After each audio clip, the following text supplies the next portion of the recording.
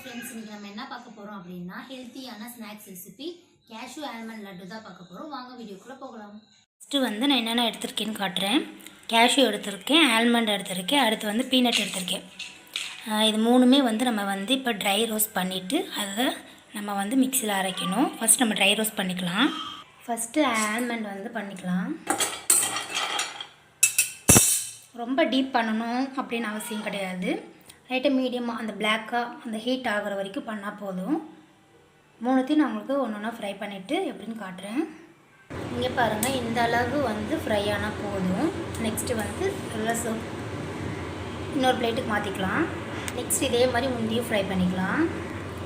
அவ்வளோதான். நெக்ஸ்ட்டு வந்து peanut fry பண்ணிக்கலாம். இது ஆல்ரெடி வந்து ஃப்ரை ஆகி தான் இருக்கும், ஆனால் லைட்டாக மட்டும் நல்லா ஃப்ரை பண்ணிவிட்டு நெக்ஸ்ட்டு ஆனோடனே மூணுத்தையும் வந்து மிக்ஸி ஜாரில் ஃபைன் பவுடராக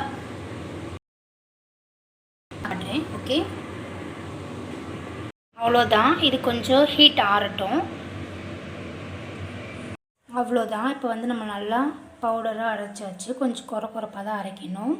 இதில் வந்து நெக்ஸ்ட்டு வந்து நம்ம கீ சேர்க்கணும். நெக்ஸ்ட்டு சுகருக்கு வேணும், நீங்கள் வந்து ப்ரௌன் சுகர் சேர்த்துக்கலாம், இல்லைனா வந்து வெல்லம் சேர்த்துக்கலாம். நான் வந்து ப்ரௌன் சுகரும் கீயும் சேர்த்துட்டு உருண்டை பிடிச்சிட்டு உங்கள்கிட்ட எப்படி இருக்குன்னு காட்டுறேன்.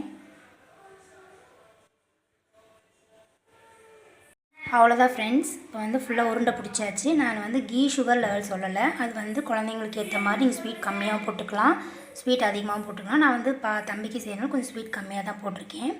அவ்வளோதான். இந்த மாதிரி நீங்களும் ட்ரை பண்ணி பாருங்கள்.